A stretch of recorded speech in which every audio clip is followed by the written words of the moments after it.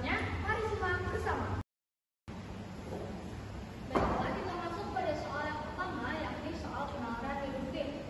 Dalam sebuah kelas terdapat 100 mahasiswa sedang melakukan diskusi pembagian kelompok.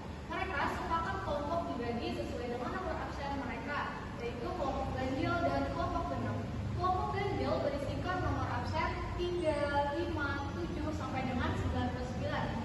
Dapatkah kamu menentukan urutan dua nomor absen selanjutnya dan menentukan berapa jumlah nomor absen kelompok ganjil? Dari soal tersebut kita mengetahui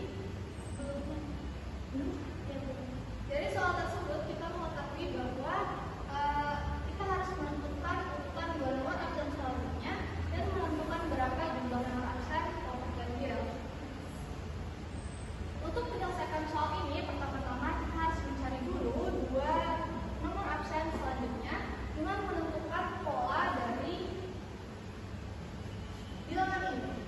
3, 5, 7 itu memiliki pola ditambah 2.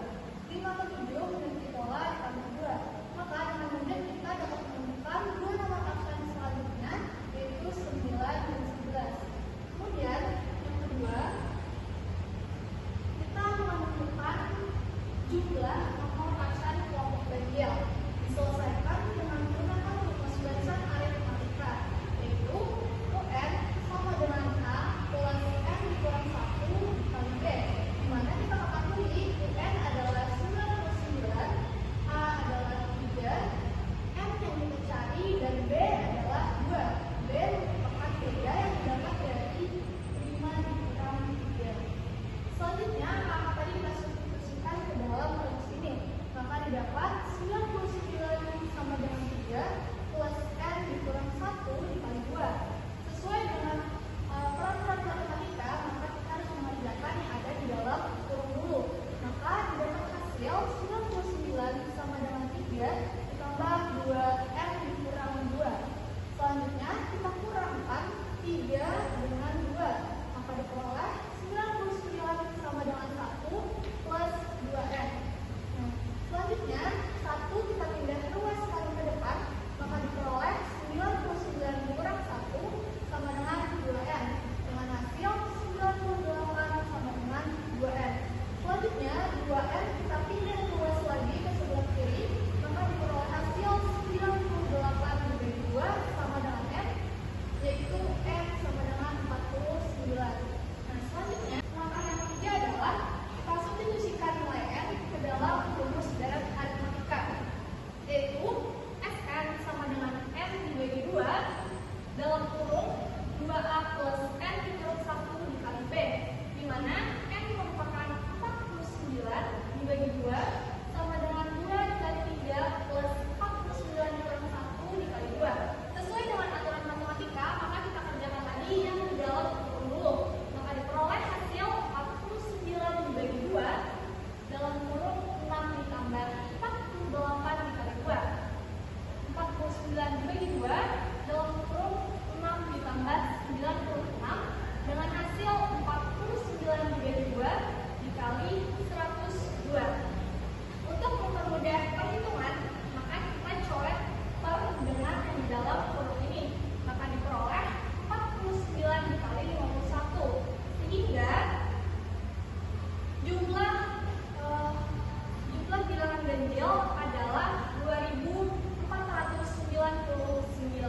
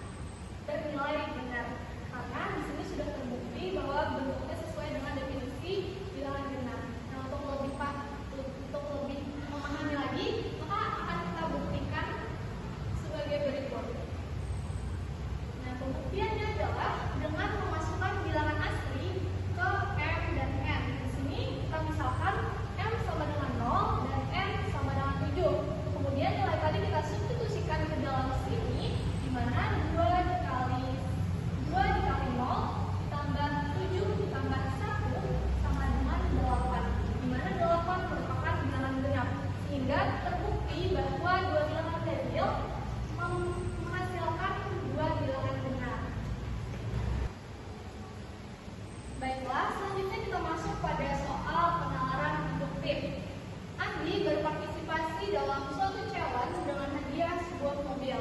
Challenge harus diselesaikan dengan melengkapi barisan huruf yang rumpang, yaitu A, B, O, C, F, I, G, titik-titik, titik-titik, titik-titik. Dapatkah kamu membantu Andi menemukan huruf selanjutnya? Dari soal tadi, kita disuruh untuk melengkapi huruf yang rumpang pada barisan tersebut. Untuk menyelesaikan soal ini, maka pertama-tama adalah kita harus menerjemahkan dulu barisan huruf tadi ke bahasa angka, di mana A sama dengan 1, B sama dengan 2, O sama dengan 5, C sama dengan 3, F sama dengan 6, I sama dengan 9, G sama dengan 7. Setelah diterjemahkan tadi, maka kita cari pola yang tepat untuk menentukan barisan selanjutnya. 1 ke 2 itu memiliki pola dikali 2, 2 ke 5 itu plus 3, 5 ke 3 itu memiliki pola dikurang 2. Selanjutnya 3 ke 6 itu memiliki pola dikali 2, 6 ke 9 itu memiliki pola ditambah 3, 9 ke 7 itu memiliki pola dikurang 2. Sampai sini kita sudah melihat bahwa barisan tersebut memiliki pola dikali 2, ditambah 3, dan dikurang 2. Maka dengan mudah kita dapat menentukan 3 huruf selanjutnya, yaitu 7 dikalikan 2 sama dengan 14, 14 ditambah 3 sama dengan 17, 17 dikurang 2 sama dengan 15. Setelah kita mendapatkan angka ini tadi, maka kita terjemahkan lagi ke bahasa huruf, di mana huruf 14 merupakan M dan huruf ke-17 merupakan Q, huruf ke-15 merupakan O. Maka didapat 3 huruf selanjutnya, yaitu M, Q, dan O. Baiklah, kita lanjutkan ke soal induktif. Nah, pada sebuah bioskop terdapat 30 buah kursi yang memiliki nomor. Kursi pertama bernomor 12, kursi kedua bernomor 6, kursi ketiga bernomor 8, kursi keempat bernomor 4, kursi kelima bernomor 6. Dapatkah kamu menentukan berapa nomor kursi ke-6 dan ke-7? Nah, dapat kita lihat di sini, kita terdapat angka-angka yang tertera pada kursi. Ada 12, 6, 8, 4, dan 6. Selanjutnya kita harus menentukan berapa nomor kursi ke-6 dan ke-7. Next. Nah, dari sini kita dapatkan angka-angka ini 12, 6, 8, 4, dan 6. Nah, cara untuk menentukan berapa kursi selanjutnya yaitu dapat kita lihat dari sini. 12 ke 6 ini bagaimana caranya? Jadi kita bisa lihat di sini dari 12 menjadi 6. Jika kita pikirkan bisa dibagikan, jadinya 12 dibagi 2, sisa jadinya 6. Nah, jika kita lanjutkan lagi 6 dengan 8, bagaimana caranya? Yaitu 6 yang menghasilkan 8 itu berarti 6 ditambah 2, jadinya 8. Nah, kita coba lagi ke sini. Ternyata 8 ini angka setelahnya itu adalah 4. Nah, jika kita bagikan dengan 2, maka hasilnya adalah 4. Kemudian 4 setelahnya itu 6. Nah, jadi berarti 4 ditambah 2 itu 6. Jadi pola yang dihasilkan itu berupa next. Nah, ini polanya berarti. Jadi kita perlu untuk menentukan nomor setelahnya itu adalah dibagi 2, juga kemudian ditambah 2. Next. Nih, jadikan 8 dibagi 2 sama dengan 4 hasilnya. Kemudian 4 ditambah 2 hasilnya jadi 6. Selanjutnya. Nah, jadi untuk menentukan nomor kursi ke-6 dan ke-7, kita bisa bagikan dan juga tambahkan. Jadi 6 dibagi 2 hasilnya jadi 3. Kemudian nomor selanjutnya yaitu kursi ke-7 jadinya 3 ditambah 2 jadi 5. Maka dua angka selanjutnya adalah 3 dan 5. Baiklah, kita lanjutkan ke soal induktif yang ketiga. Rina dan Andi sedang menyusun balok segitiga. Dari susunan tersebut terdapat beberapa sudut. Lihatlah susunan balok segitiga mereka di bawah ini. Nah, pertanyaannya, dapatkah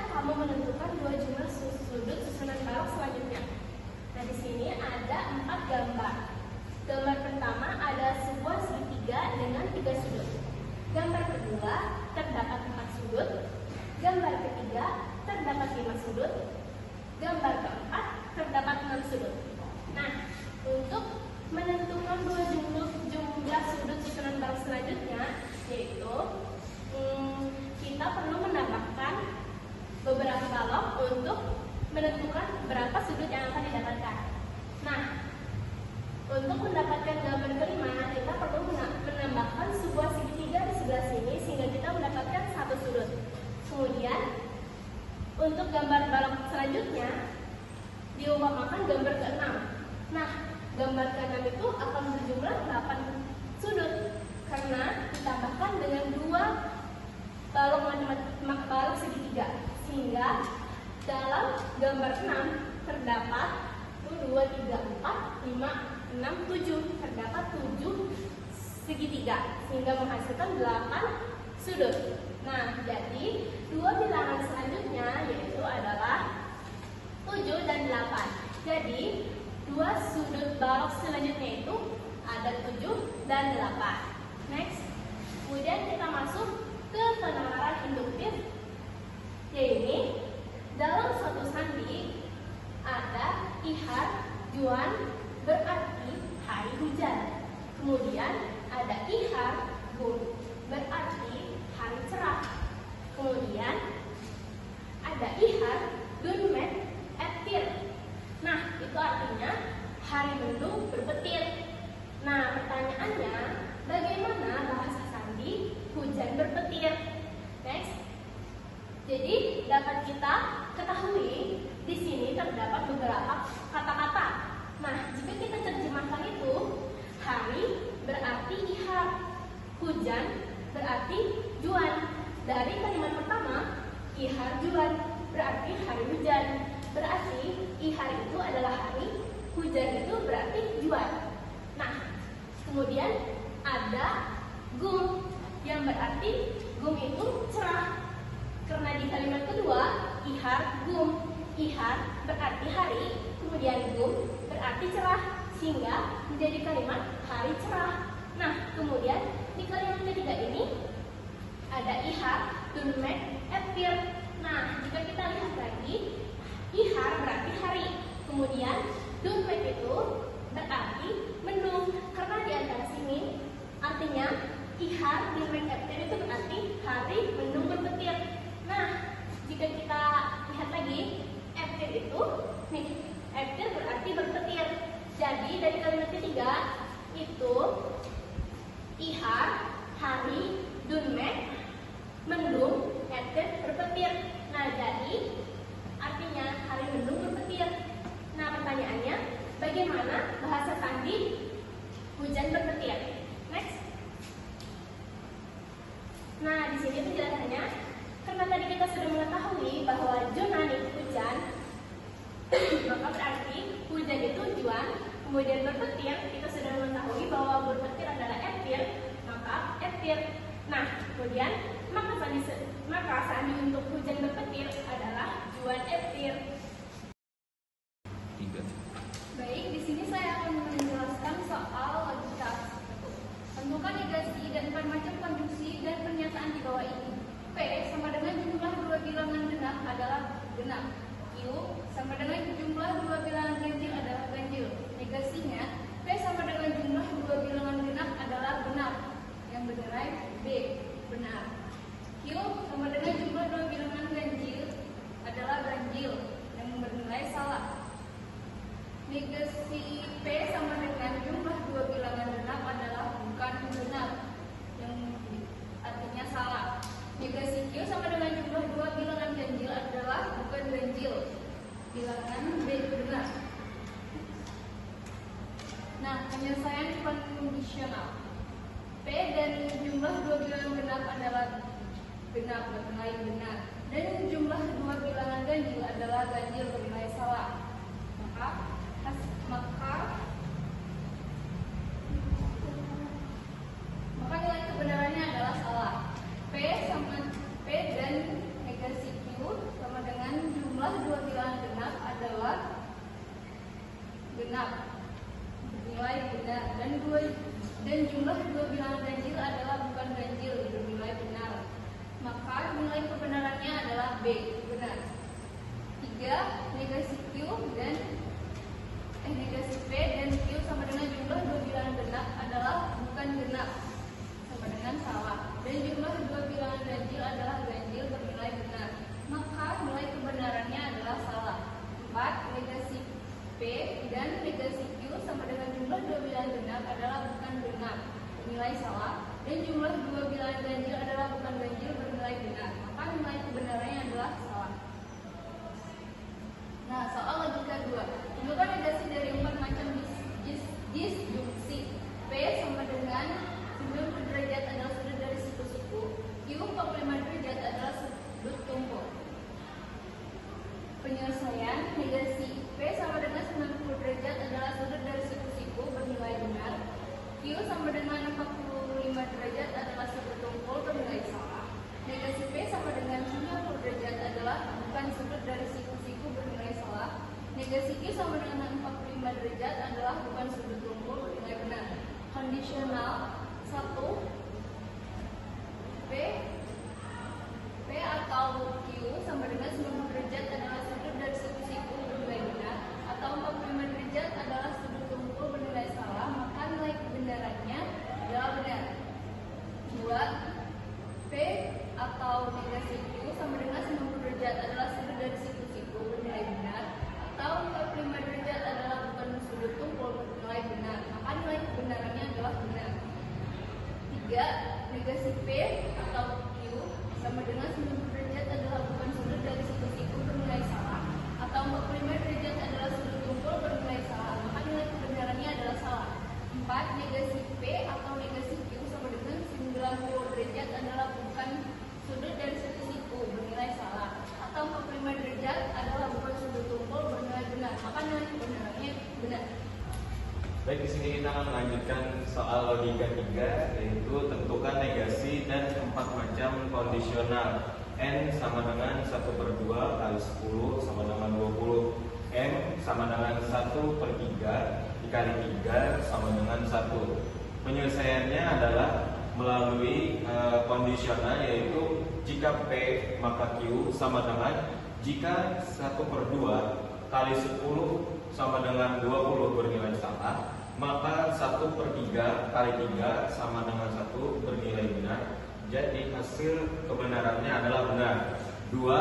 Jika P maka negasi Q sama dengan jika 1/2 dikali 10 sama dengan 20 bernilai salah, maka 1/3 dikali 3 tidak sama dengan 1 bernilai salah. Nilai kebenarannya adalah benar. 3. Jika negasi P maka Q sama dengan jika negasi N sama dengan 1/2 kali 10 tidak sama dengan 20, maka bernilai benar. Maka M sama dengan 1/3 dikali 3 sama dengan 1 bernilai benar. Hasil kebenarannya adalah benar. 4. Jika negasi P maka negasi Q sama dengan jika 1/2 kali 10 tidak sama dengan 20 itu bernilai benar, maka 1/3 dikali 3 tidak sama dengan 1 bernilai salah. Hasil kebenarannya adalah salah. Negasi N sama dengan 1/2 dikali 10 sama dengan 20 itu bernilai salah. Dan M sama dengan 1/3 kali 3 sama dengan 1 itu bernilai benar. Negasi N sama dengan 1/2 dikali 10 itu tidak sama dengan 20, maka bernilai benar. Negasi M sama dengan 1/3 dikali 3 tidak sama dengan 1 bernilai salah.